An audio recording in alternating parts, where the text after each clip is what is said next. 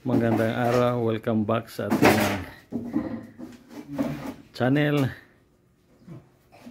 Ito yung update ko sa inyo.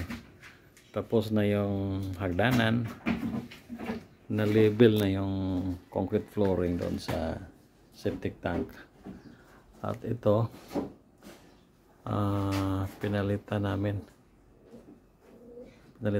yung yung opening. Instead punta doon dito sa kabila para pagbukas mo diretso ka sa hagdanan. Ito ang ginawa ni tata yung yung temporary na door natin para dito sa ating pader na binuksan para sa ating labasan galing sa loob, no? So ito, mayroong konting simento dito kasi kung umuulan, mayroong tubig na dito na stack up dito sa banda doon sa corner.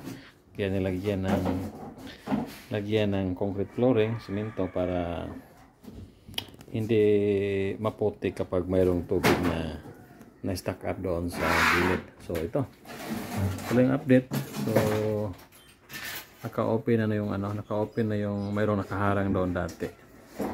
So ito ginawa ni tata yun. So dito tayo sa likod. So ito ganun pa rin, natapos lang yung natapos na pala yung nila, yung gawain dito sa likod. So ito yun, dito tayo sa gilid.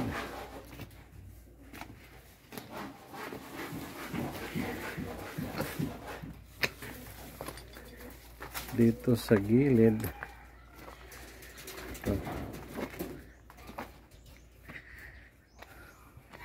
Concrete flooring sa temporary na parking area natin, tapos na. So dito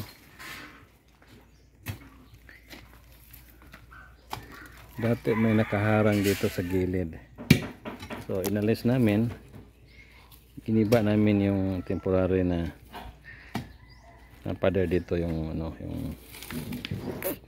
mayroong dito, mayroong chicken wire dito. So kasi dati dito to, instead doon dito sa corner dito nakalagay, kaya ilipat namin dito. At saka mayroong existing dito na lupa na hindi pantay sa flooring, kaya kunin natin.